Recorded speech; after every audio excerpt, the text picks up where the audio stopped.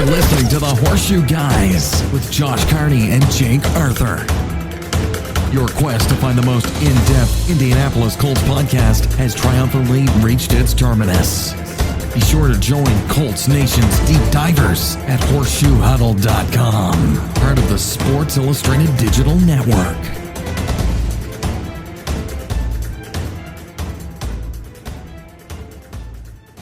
Hey guys, and welcome into the Horseshoe Huddle podcast on Sports Illustrated. We are the Horseshoe Guys. I am Deputy Editor Josh Carney, joined by Senior Analyst Jake Arthur. Jake, you have had an interesting first week at Colts training camp, and you had some travel mixed in. You've done a great job with some of the daily diaries from training camp. It's been a huge help for those of us that are not there, but you got back in the saddle after a weekend off at the right time today. No kidding. A lot of news coming out of Colts camp today. Obviously, Frank Reich returns from his COVID stay. But unfortunately, Carson Wentz had foot surgery today on his left foot to have a bone removed. Will miss 5 to 12 weeks, which if he misses 5 weeks, Jake, he's back right around week 1. He misses 12 weeks. That's week 6, week 7. I think I said week 8 or something today. Yeah, right around I think I did it from like this Friday or something because I didn't think we knew what day he was having it yet. But okay. So, yeah, I mean, massive news. Absolutely massive news. I was a little shocked Friday when it came out that Wentz was going to miss practice. Obviously, you did the quick report that he would sit out Friday's practice with a foot injury. At that time, we'll kind of just go through the timeline here quickly. At that time, we really didn't know how bad it was. Offensive coordinator Marcus Brady spoke after practice and said they were just being cautious. He felt a bit of a twinge or a pop. I can't remember the exact word Brady said in his left foot near the end of practice. And then obviously he sat out all of Friday, has not practiced since. And then it comes out, I want to say it was Saturday, it comes out that Carson was going to see a foot specialist. Which, when that happens, Jake, it's never a good sign. All right. And yesterday, so Sunday afternoon, it comes out Wentz was going to go the rehab and rest route and hope to be back by week 1. So I think you did the report on that, or it may have been our intern, Andrew Moore. So that goes out. Everything seems fine. People can relax. Everything's all right. Monday morning. Carson Wentz will have surgery. It's hard to say this, but like it obviously stinks for the Colts' chances in 2021, depending on how long he misses. But if I'm in the Colts front office, I'm like, this is kind of great. Like he may miss enough time where he does not play 70% of the snaps, and we don't have to go about first rounder. We get to see what Jacob Eason is at this point. But this feels like a decision that came from up top. Like, no, Carson, you're going to get this done because we're not going to go 2 weeks into the season. You re-aggravate it. You're out all year. I know that was long-winded from me, but where are you at with the Carson Wentz news? How do you feel? And where do they go from here? Yeah, it's I never want to comment on whether someone else made the right decision or not to have surgery because it's not my body, but right. From what it sounds like, the Colts were very much in the camp of go ahead and have the surgery. Like you said, take care of it now because you don't want to get on a roll. It's week 8, week 9, that thing screws up again, and then wow, now you're having the surgery and are out 5 to 12 weeks, which is essentially the season, including the playoffs. Right. So better to do it now.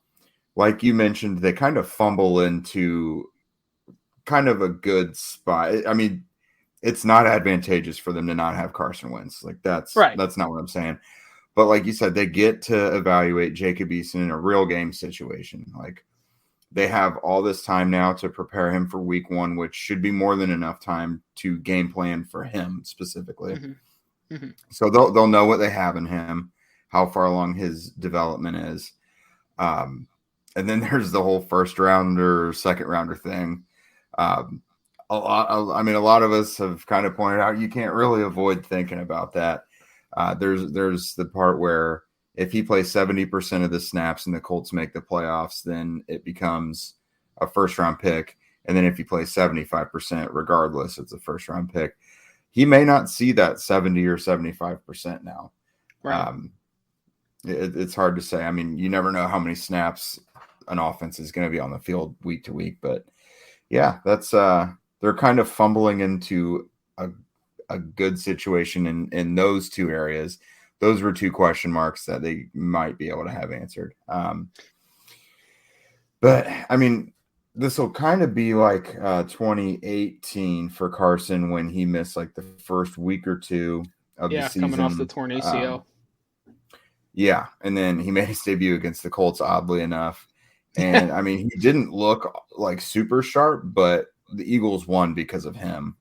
He had good escapability. He was scrambling well. And, yeah, it's probably going to be a little reminiscent of that. Yeah, I mean, I hate to call it a win-win because it's clearly not. But again, if you're in the Colts front office, like, yeah, it stinks to lose Wentz for any amount of time and have to have him go under the knife to have something fixed. But you get a chance to evaluate Jacob Eason fully in preseason, throughout training camp and probably the first few weeks of the season. You get Carson Wentz to handle something that apparently is pre-existing the whole way back to high school, which is just baffling in today's day and age that this flew under the radar this long into his career and now is an issue. And then you get the chance to potentially keep that first-round draft pick next year, which from a team building perspective is just absolutely massive.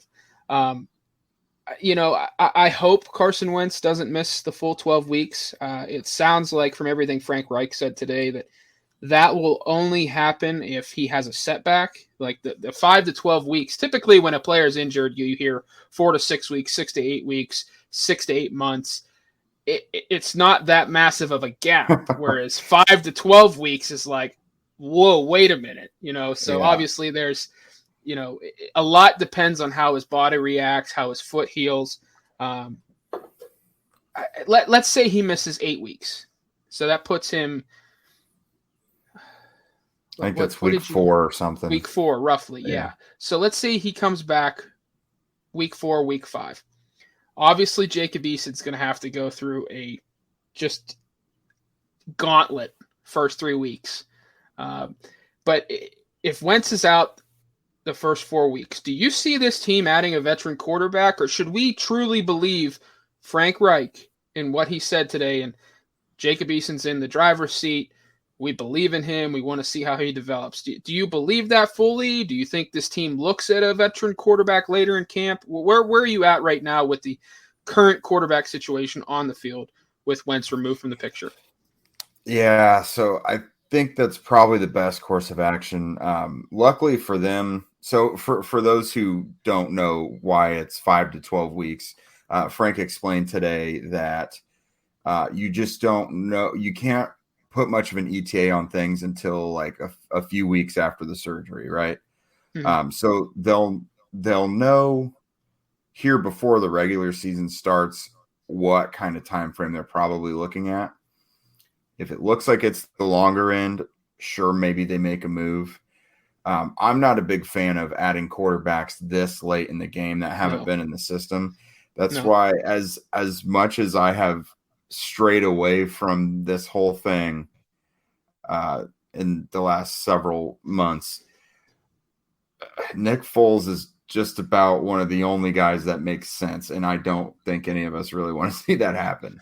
But if you're looking for someone who can plug and play, and you don't have to like totally reteach them, it's really Nick Foles. That's the only guy. And, yeah, I mean, there's Nate Sudfeld out there probably knows a bit of Frank and Peterson stuff, and here's Jacoby, the other thing, of course. But I was going to say there's the other thing. You could pony up a mid-round draft pick to Miami and say, hey, we need him back.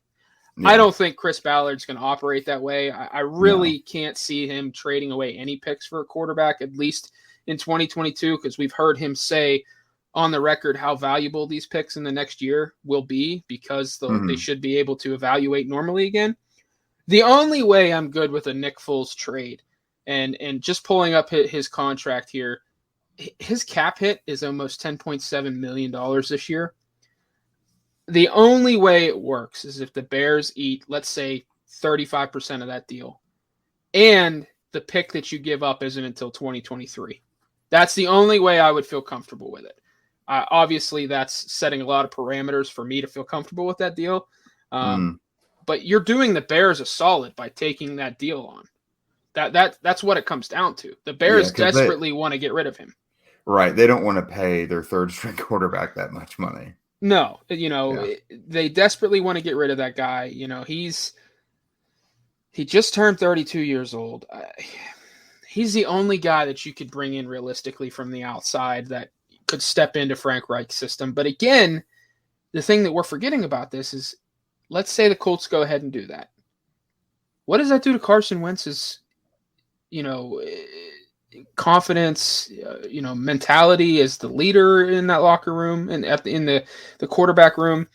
Because we hear from reports that when Nick Foles won the Super Bowl for the Eagles and then came back that following year, he really struggled with it because Nick Foles was so beloved in Philadelphia.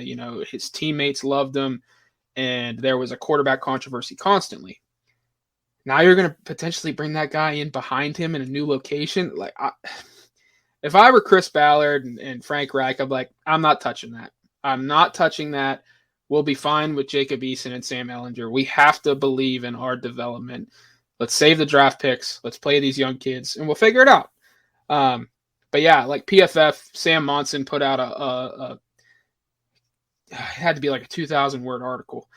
And he identified guys like Foles, San Francisco's Jimmy Garoppolo, Marcus Mariota in Las Vegas, and Gardner Minshew, of all people, in Jacksonville, as potential trade candidates for the Colts. I don't even want to touch the Minshew one because that's simply not happening. Why would the Jaguars go, yeah, you know what, Indy, we'll help you. Here you go. I like Gardner Minshew. But I love him. Interdivision is probably not happening. Yeah, I love Minshew. If you haven't had a chance to, please listen to him on Chris Long's Greenlight podcast. He's hilarious. I couldn't see Jacksonville being like, we'll help you. Obviously, we'll give you our backup quarterback, I think the Colts really just need to sit tight and really trust in their development of Eason and Ehlinger because you spent draft picks on those guys. You've got to see what they have at some point.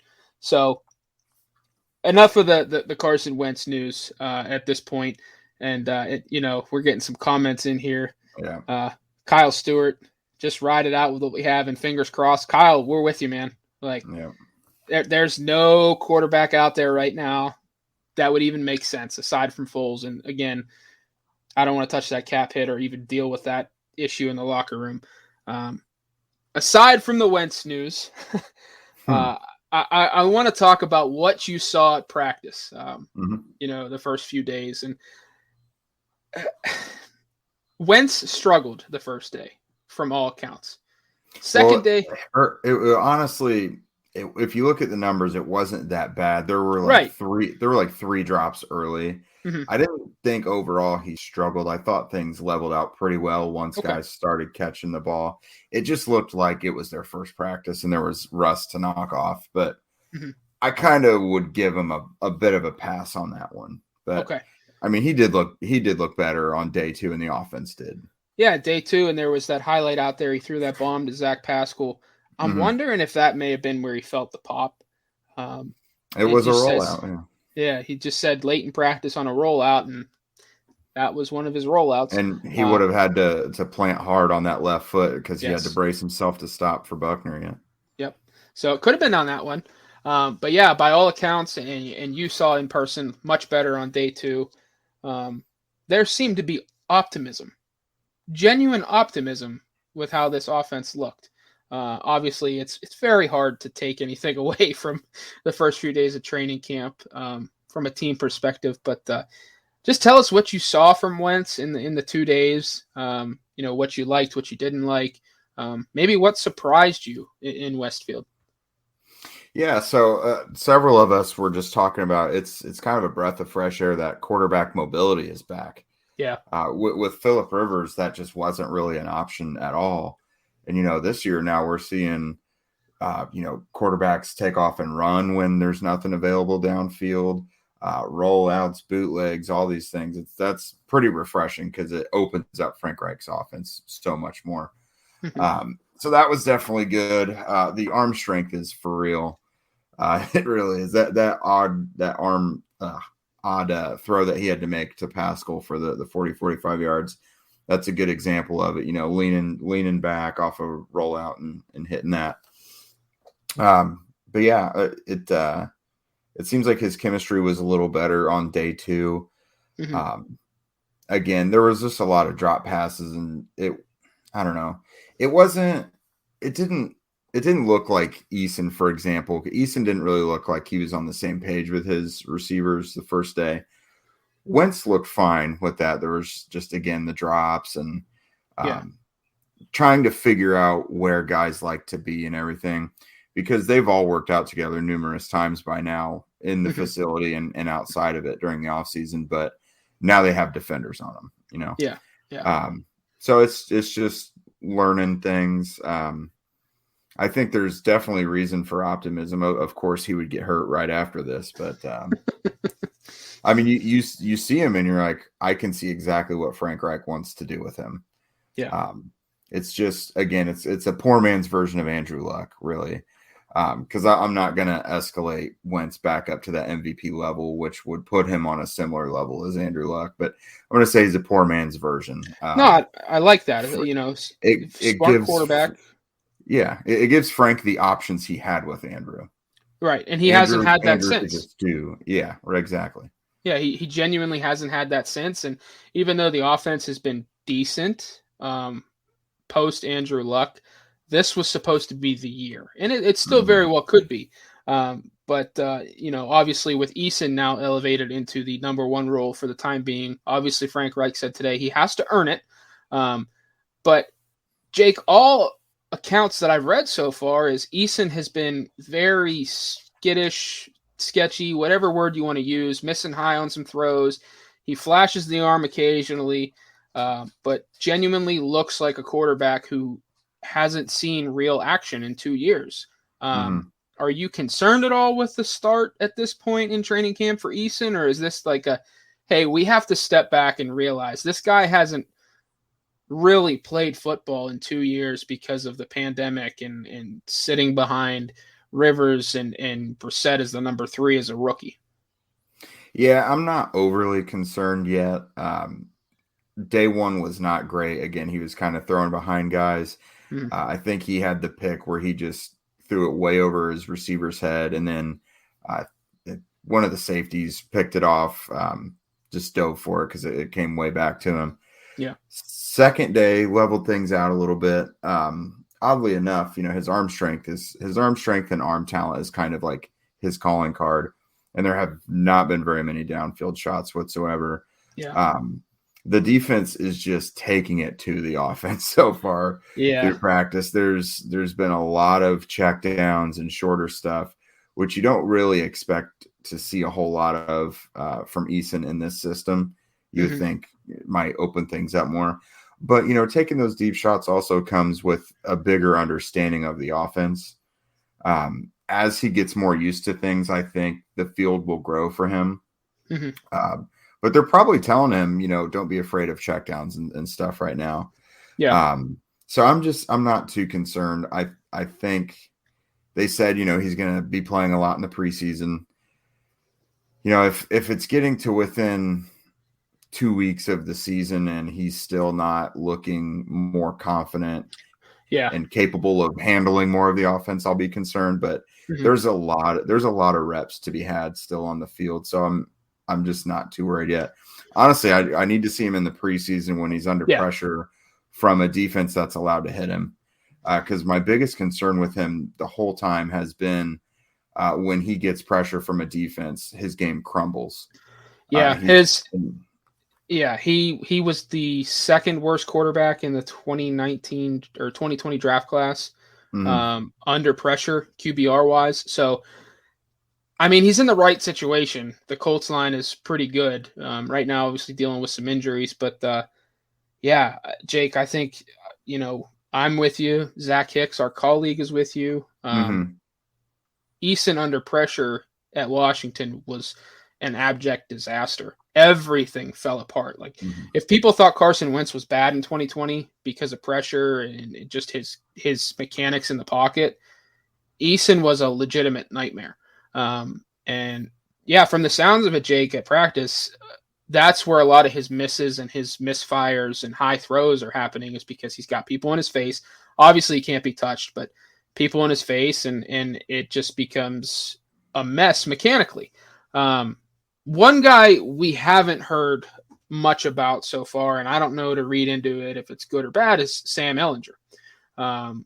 Obviously elevated into the number 2 role for the time being, Jake. But what did you see from Ehlinger in his first few days in training camp? So I thought he threw the ball with a little more rhythm and accuracy than Eason.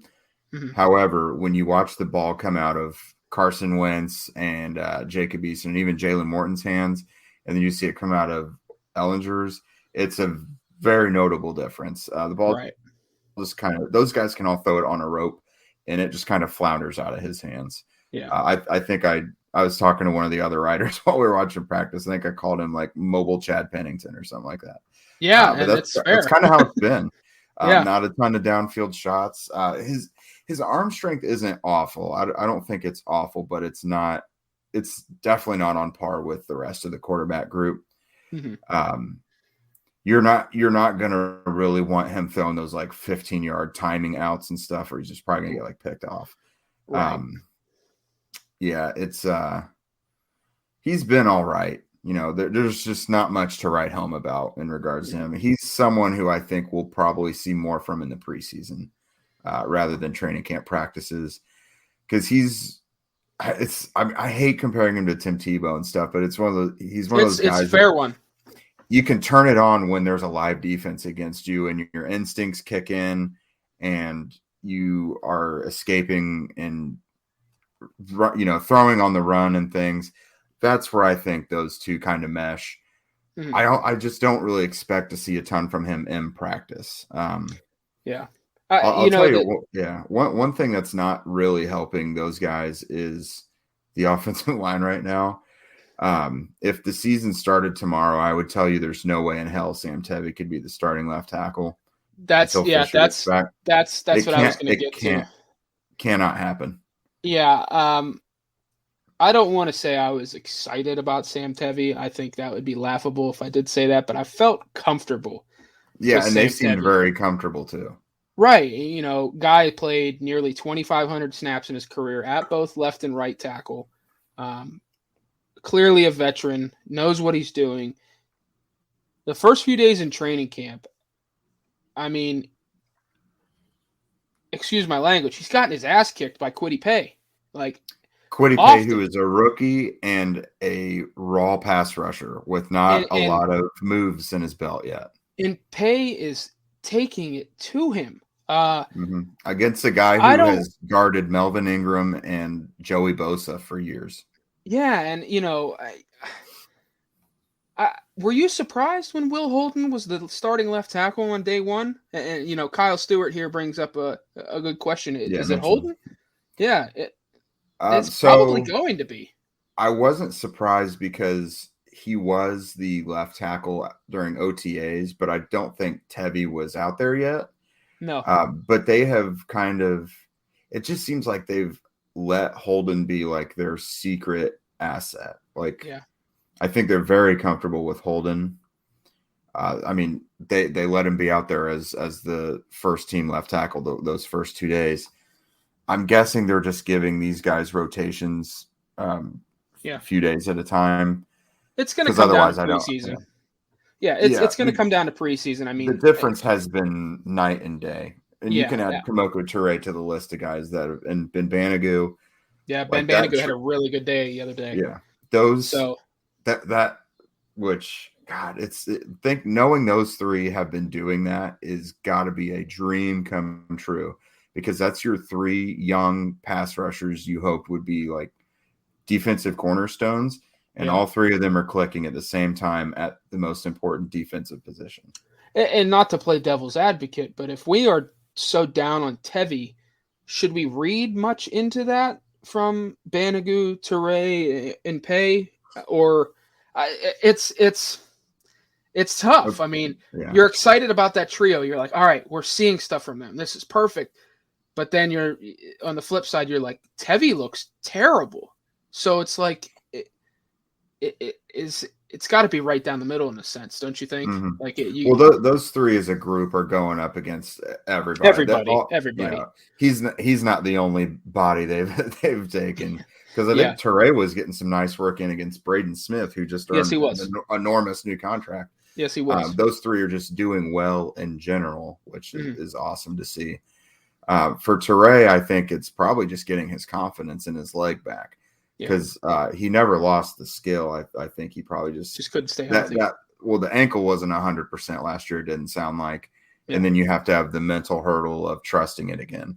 Yep. Banogu, maybe just a light flipped on. Year 3 for a pass rusher, that's a big milestone for them. And then we expected Kwity Paye to be a stud. But man, that is, I can't stress how important those three surging at this time is for that defense. That's so good to hear.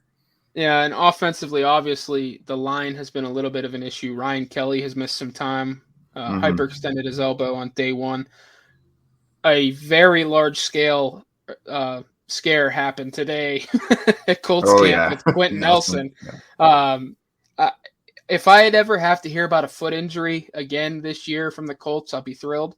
It sounds like Quentin Nelson had his foot stepped on, had to come off the field, eventually returned. But, man, when that guy left, it sounds like it was Joey Hunt and Jake Eldrenkamp at left guard, and it was an absolute disaster, which, I mean, you're kidding yourself if you think that if Quentin Nelson leaves with an injury that everything will be fine at left guard. Obviously, there's going to be a significant drop in play, but from all reports, those two were very rough until he came back. I mean, are you concerned about the offensive line? Like, it felt like a significant strength coming into the year, aside from the left tackle question mark. But now in camp, things aren't sounding great. You're having guys getting banged up. Some people are playing a little poorly. Are you concerned with the offensive line, or is it just, this is early in camp, let's wait till they get 1 or 2 preseason games under their belts? Yeah, I'm not real worried about them yet. Their health, of course, it would be nice for them to be a little healthier right now, but it takes a little while to start clicking for the offensive line. And the Colts offensive line doesn't always look great early in camp either. But also the defensive line is starting to catch up to them. The Colts have this great offensive line, but they're having to block DeForest Buckner and Grover Stewart and these 3. Let's add Tyquan Lewis to the mix. Really, that wasn't fair of me to not include him as the 4th guy, because it looks like he's going to be the starting left end. That defensive line's starting to catch up to them. And, there's only so much you can do in trench play in camp. It's just not the same as the preseason games. Health would be the one thing I'm concerned about. I'm really not concerned about it when the season gets started, but, if Wentz is going to miss a lot of time, the center quarterback relationship is very important. So Eason and Ryan Kelly need all the reps and behind the scenes work they can have together. Because Ryan Kelly is very important on a weekly basis during the season when it comes to like protection meetings and things like that. He makes all those calls. So it's important for them to get healthy. I mean, we can only hope for that. But as far as their performance goes, I'm not real worried about it. We have a question here from Kyle Stewart. How has Danny Pinter looked in training camp filling in for Ryan Kelly? I know that Andrew Moore was at camp on Saturday and mentioned that Danny Pinter looked, solid, steady at center, filling in for Kelly. But what have you seen so far? I actually haven't seen him. I've been out of town while he's been in there. He's been in like the last 1.5 practices, I think. That's right, because Kelly got hurt Friday. Yeah, but from what I've read, I've read when some of these other guys are getting their asses handed to them, and I just haven't really heard that about him. That's what I was going to say. You haven't really heard much about Danny Pinter. Obviously, the Colts are high on him. He may not be he may not come to be like a super above average guy, but just his college track record shows that he's just probably going to be a solid, dependable guy as his baseline. Yeah. I think he really could be the Colts' next Joe Haig, which they needed so badly. But yeah. So defensively, from all reports, the Colts defense is just dominating in camp. And again, you can read into that what you want going against Jacob Eason and a depleted offensive line. But one guy that's really stood out in the reports that I've read is third-year linebacker Bobby Okereke. Mm-hmm.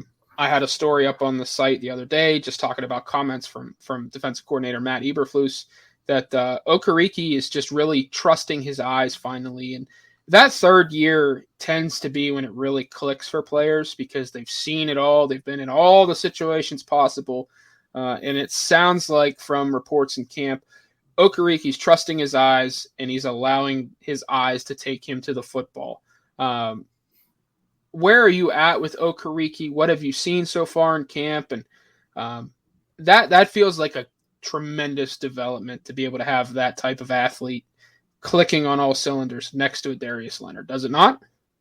Yeah, I honestly, it's a great asset to have. Another year mentally into the NFL. His athleticism was never an issue. Has that great sideline to sideline range, and he's just going to be more of a playmaker than Anthony Walker.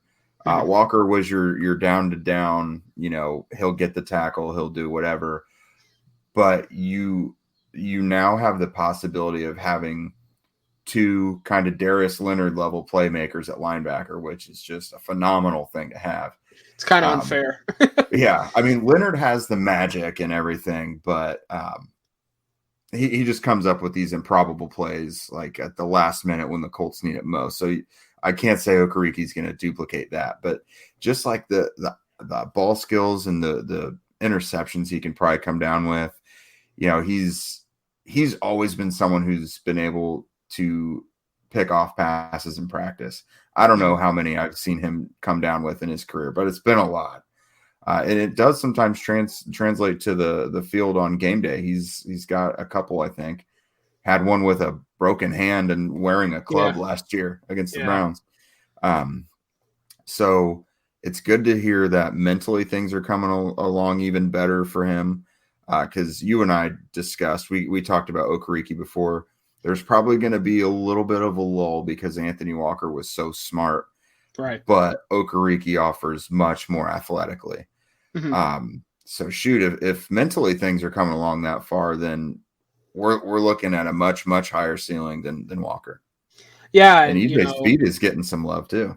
EJ Speed has looked really good filling in for Darius Leonard, who clearly is not practicing, continues to work back slowly on the side after that June ankle procedure. EJ Speed, he's a height, weight, speed, just freak athlete at linebacker. I do wonder if he's going to get more run this year with Anthony Walker out of the picture. That's a Chris Ballard guy in EJ Speed.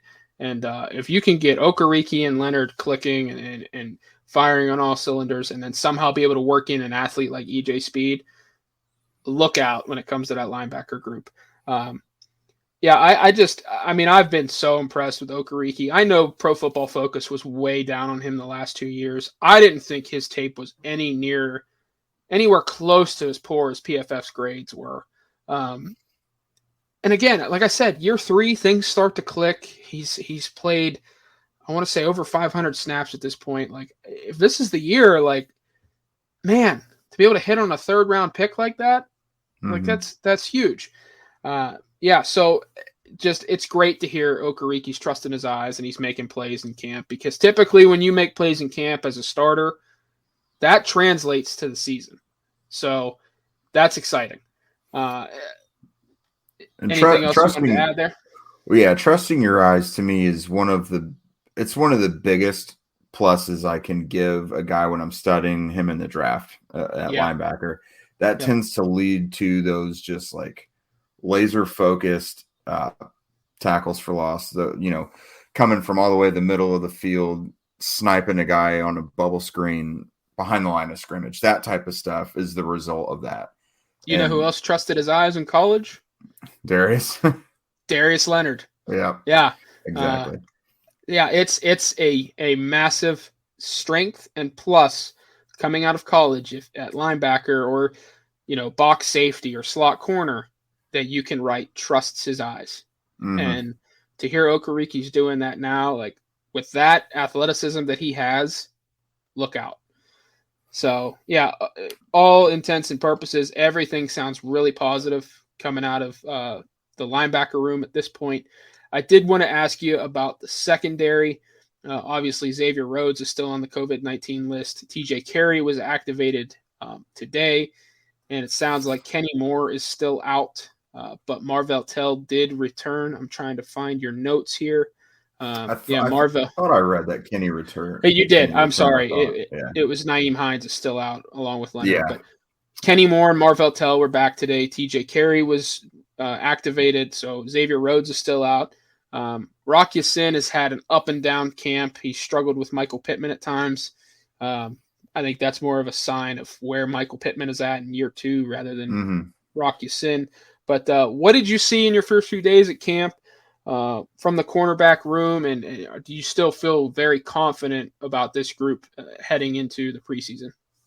Yeah, those first couple of days, both Tell and Rock Ya-Sin had quality play. I thought Rock was aggressive, of course. But he's aggressive at playing the ball. He's unfortunately one of those guys that practices pretty well usually, and I think that's been one reason that the Colts are so high on him. He just kind of makes plays. He bats a lot of passes. He just mobs the receiver at the catch point, especially on comeback routes and things like that. It's in a game when some of these things just kind of spiral out of control for him. So he's looked just like that. Mm-hmm. He looked great as a rookie in training camp. He looked great last year in training camp. So he's kind of doing his normal summer routine, I think. Like you said, he does have some up and down moments, like with Michael Pittman. That's just two physical guys, I think. And Pittman, I think, is learning to be more assertive at the catch point, which that was something he was good at USC, but I think took him some time in the NFL. And I think he's starting to get there. We're seeing some of those flashes. So that could be one thing. Marvell Tell, the athlete in him, is coming out, I think. Yeah. He's sticking to guys, hip to hip. He's a fast guy. He's got elite explosiveness. I just think the cornerback position looks really natural on him. And for a guy with that size and athleticism, that's terrific news for the Colts.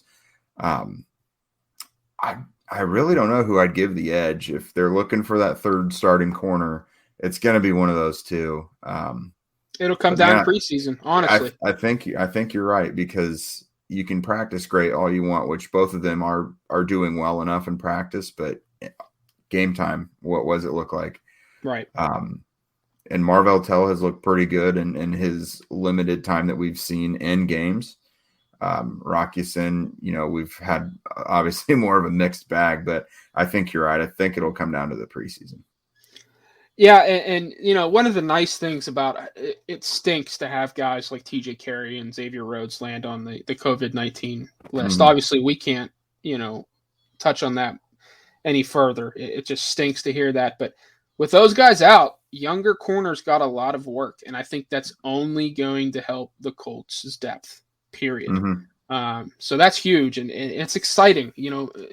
Matt Eberflus mentioned Rock Ya-Sin on, I want to say it was Friday. It was like he's had 2 really good days at camp, and we're encouraging him every step of the way. And I think that's massive for a cornerback's mentality, is if you have reassurance and reinforcement that you're doing a good job, that plays into your confidence, that confidence shines in your technique. And it's one of the most,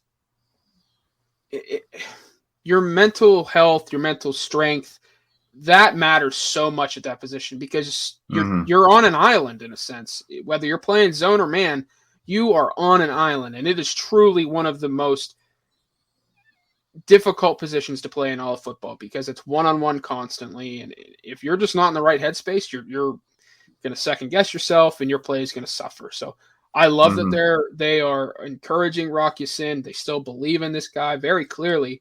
And it's just awesome to see him and Tell battling.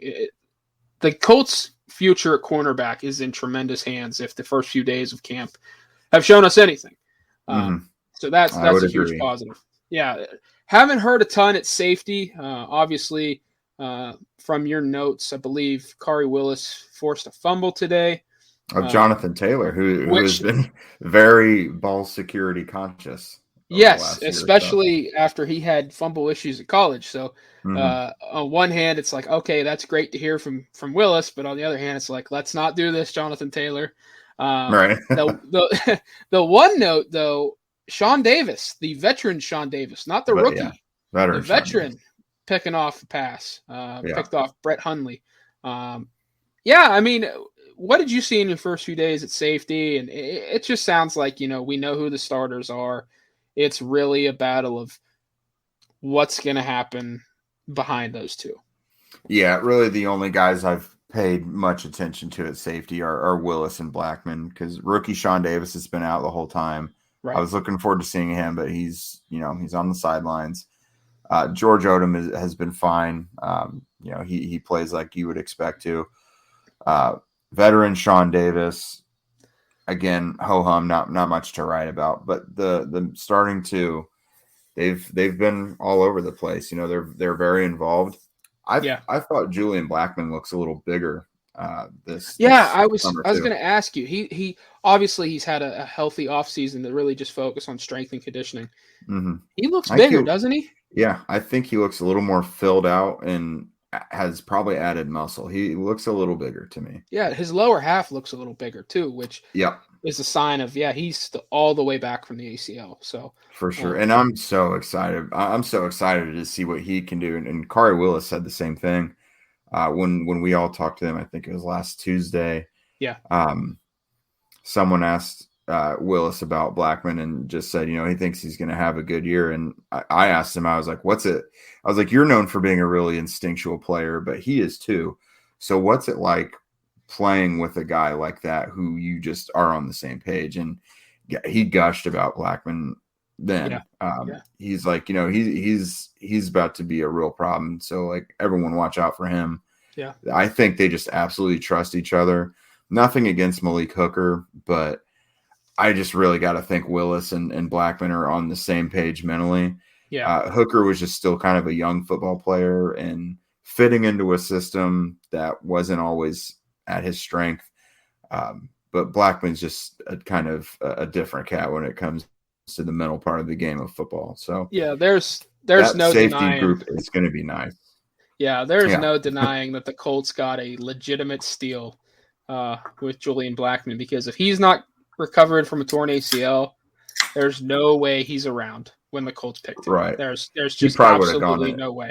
Yeah, probably would have gone in the late second, I would say. Yeah. So again, the Colts got very fortunate. They trusted their scouting department, and they look like they got a legitimate stud at safety, which is massive. I know we're probably going to lose some viewers here because we're going to talk about the kicking game, and I'm sure Zach Hicks is one that's completely tuning out. We heard from Rodrigo Blankenship the other day. We heard from Bubba Ventrone, the special teams coordinator, the other day. The Colts are searching for more consistency in the kicking game, which is a little curious because Blackman only missed 5 kicks last year. Was one of the top kickers in field goal percentage last season, but his leg strength was an issue. His lower half looks a little bit thicker. He talked about his improved leg strength. I read that there were some reports that he was hitting 63-yarders in warmups, which again, it's in warmups. You don't have anybody coming at you. There's no pressure. But he obviously, I think he tailed off a bit there at the end of the year. Obviously missed the short kick in the playoffs that really kind of did the Colts in. But do you think there's any chance that Eddie Pinheiro beats out Blankenship at this point? I think it would have to take a meltdown from Blankenship. Right. Now they're going to give them, they're going to give them probably equal opportunities. But never mind.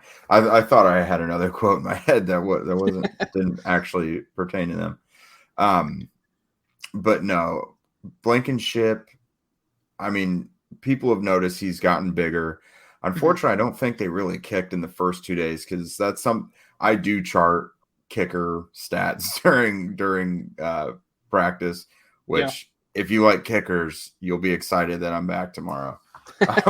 But from reading everyone else's stuff while I was gone, I only saw one day where they charted their kicks, so I don't know statistically how they're doing. But yeah, I think it would have to be just something bad from Blankenship in order for Panera to catch up, and Panera would himself have to look good. People talk about, they brought in a guy with pedigree. Pinero's bounced around so much. He really doesn't have that much pedigree. He just got into the league before Blankenship. I think he's really only had like one season where he's kicked consistently. Yeah. So, yeah, I mean, I'm excited about, Hot Rod. I got to say, you had this on Twitter too. For the life of me, I could not read his shirt in the very beginning. Right. I was like, what does that say? But finally it was like, walk-on mentality. Okay. Yeah. Like it fits because it was the eye test. It had the specs at the top, but I was with you. I was like, what in the world does that say? He is good at marketing. Yes, he is. I kind of want that shirt because it'll make people stop and think. But I think send one to Zach. That's what we should do. Just get one for Zach. But yeah, I think this is Hot Rod's job. And what do you think that could do for this offense if he can consistently start hitting from, let's say, 48 plus? If that option is on the table consistently this year. Yeah, I mean, shoot it. The Colts like to go for it on fourth down inside the 50 anyways, but they don't have to. Like if it's like 4th and 5 or something where it's like a lot riskier, just go ahead and kick it. And hopefully Blankenship's doing enough to where they can feel confident in that this year. Yeah, he doesn't have to be Justin Tucker. Like we're not saying that, but just give us a chance, Yeah, and they'll simulate in-game situations for the kickers too. They usually do. I mean, most of the time when they're kicking, it's just, there is a defense out there, but they're not really coming at him. They do have the field goal block team, but in other ones, they simulate 2-minute drills with the kickers finishing the drive off. And, the clock is running down, high pressure situation, and they do have the defense come at him. That's obviously as close to an in-game situation as they're going to get. So they will be able to see both Blankenship and Pinero doing that. So I think that'll be important. Dude, give him a 55-yarder in the in-game situation. Yeah, let him try. Let's see what he has. Let's see if that leg strength is real and improved this year. You're never going to know unless you try, and I would love to see drive stall in preseason and say, all right, Hot Rod, get out there. Try this 58-yarder, Yeah. Because it's inconsequential. It's inconsequential. It's for evaluation. Yeah. Right. It's preseason. It's not like jobs are hindering on a win or a loss, in these 3 games. So, I want to go back to the offense here. We would be remiss if we did not talk about, I think, our favorite draft pick. I think we're on the same page here, but Kylan Granson, rookie tight end out of Southern Methodist, has stolen headlines at this point. Zach Kiefer from The Athletic mentioned the other day, buy stock in Granson now. He looks fantastic. He is turning heads at training camp. And I did a story back in, I want to say, mid-May. His college coach had talked to the Colts website and said that they thought that he could make an impact right away. Some Colts evaluators felt the same way. I think you and I know the history of rookie tight ends not really producing as rookies, but he feels like a guy that could really break that trend in Frank Reich's system, just based off of his start so far. Yeah, and I think it was Mo today that said, he's just like exactly like Trey Burton. Yeah. And Trey Burton's big issue in his career has been health for the most part. I mean, if you get a healthy Trey Burton throughout his career, that was a guy who was supposed to be a special player. He earned a huge contract from the Bears, And if that is what it's looking like the expectations could become for Granson, that's a big deal. As for contributing immediately, after those first couple of days of practice, I said I was surprised at how much he was already being mixed in. And I was actually talking to Zach Kiefer about it on the sidelines, and he's like, I could see him going 4 catches for 30 or so yards week 1. And for that doesn't seem like much, but for a rookie tight end in week 1 to already get that much attention, that's pretty big. Yeah. And I was just kind of putting my thinking cap on about it. Obviously, Carson Wentz is going to have his favorite guys, but if it's Jacob Eason, he's going to have his. Jacob Eason had a guy very comparable in college at Washington and Hunter Bryant. Yep. Kylan Granson could be his guy. Yeah. He's a tight end who can get downfield and catch those deep sideline balls, those back shoulders that those two love to connect on. Mm-hmm. That could be where he finds his comfort zone is Granson. We don't know, but I'm no longer going to put it past him to contribute immediately.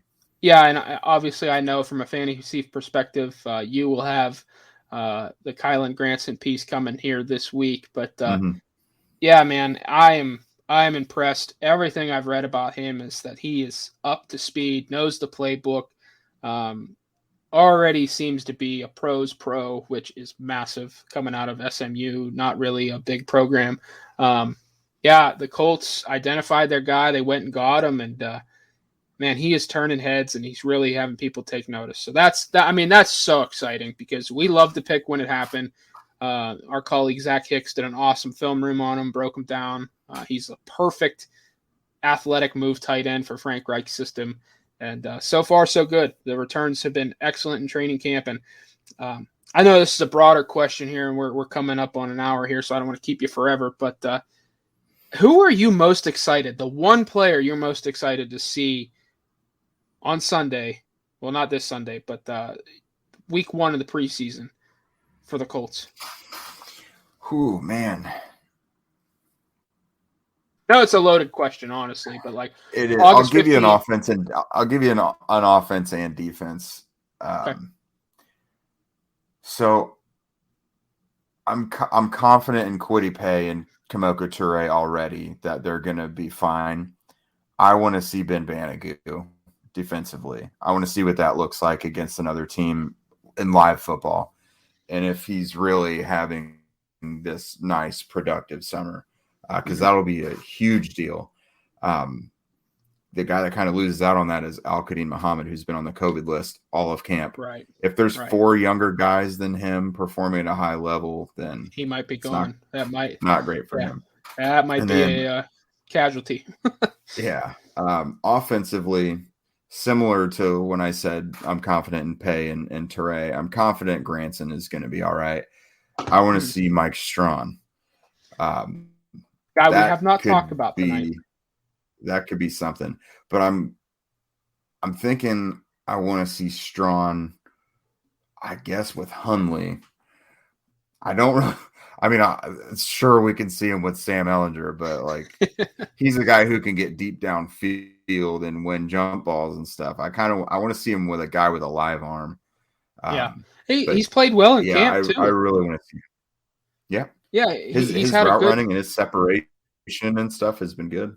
Yeah, and our intern here at Horseshoe Huddle, Andrew Moore, was at camp Saturday, and he said that he looks like just a large human being that is a physical freak. Which, man, just projecting down the line, if that guy can hit, I am so excited about a pairing of Pittman and Mike Strawn. Like oof, man.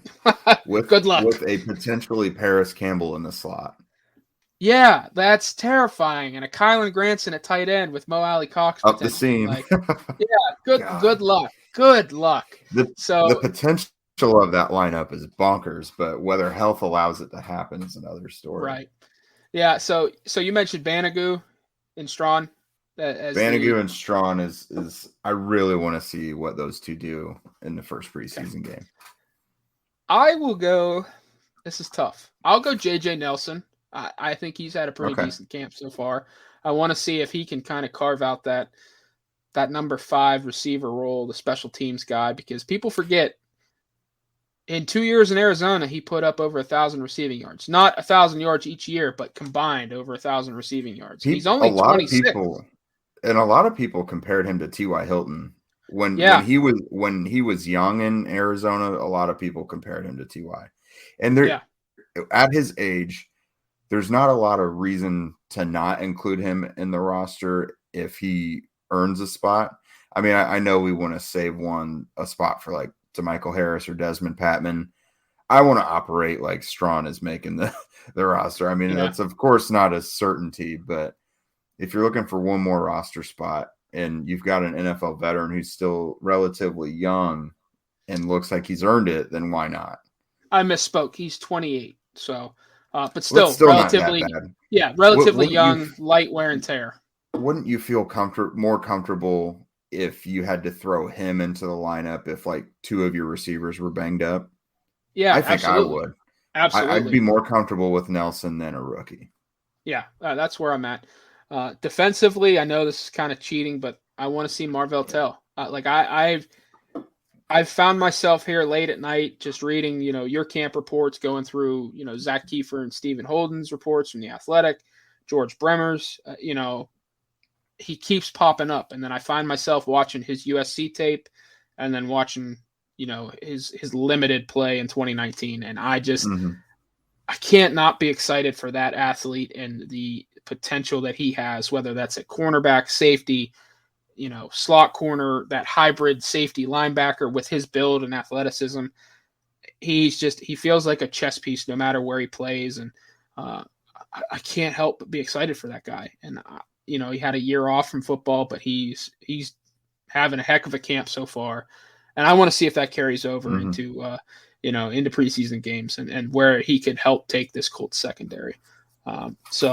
We shall see. August 15th, 1:00 on NFL Network, Colts Panthers at Lucas Oil Stadium. That will be fun, Jake. That will be a lot of fun. I don't know. Will you be in attendance for that?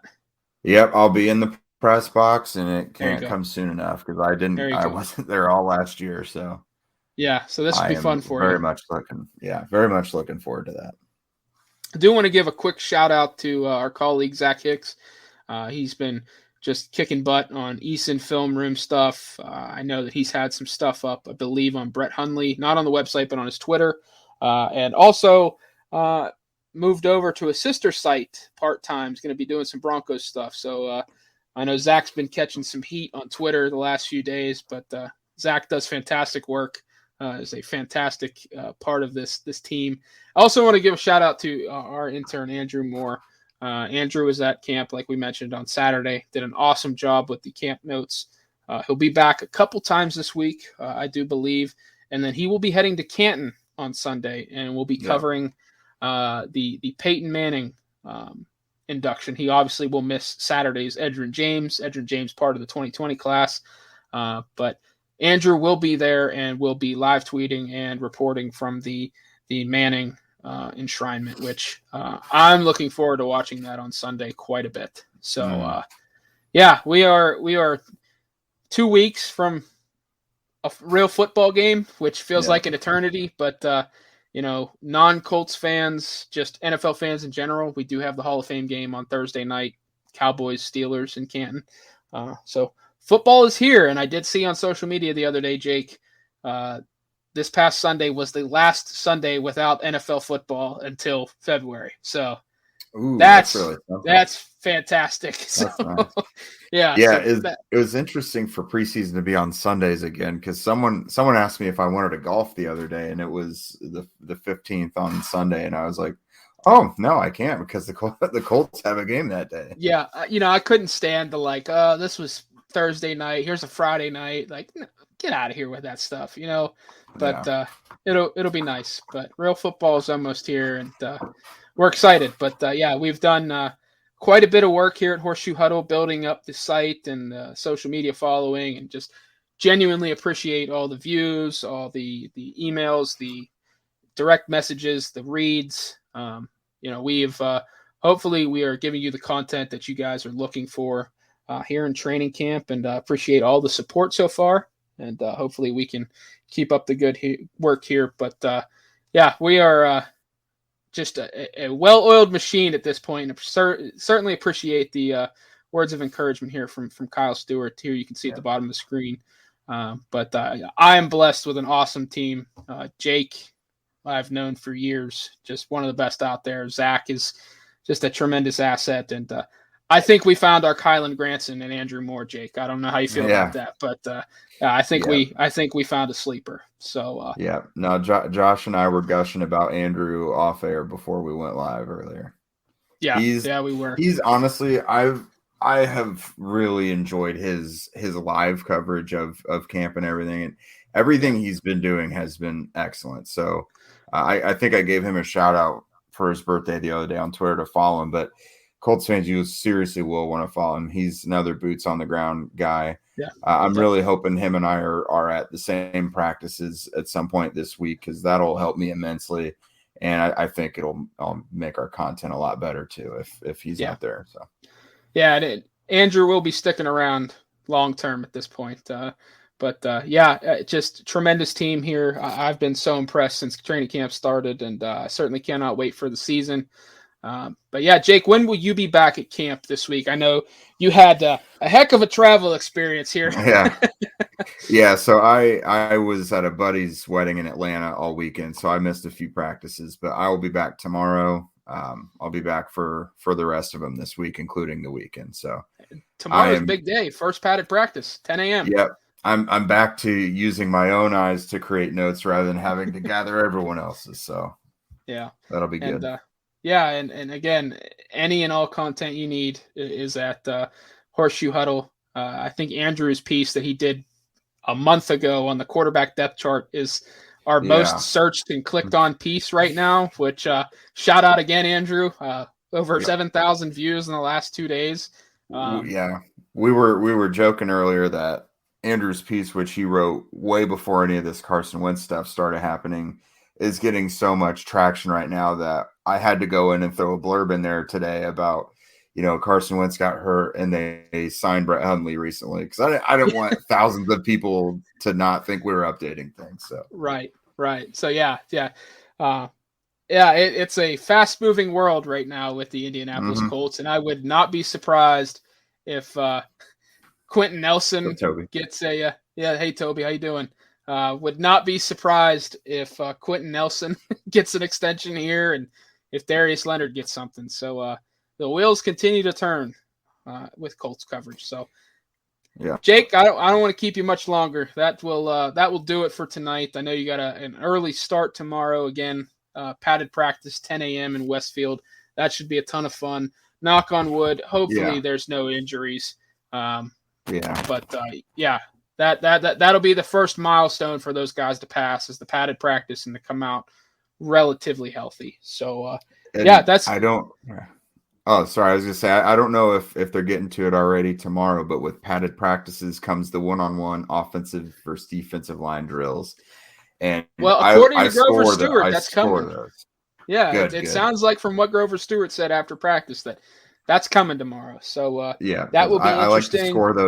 I like to score those two along with the receiver versus cornerback stuff. So keep an eye on that if you want to see who's whooping up on who. Yeah, selfishly, I hope that they keep Quentin Nelson very far away from that drill. Just not worth it at this point. Oh, he never is. Yeah.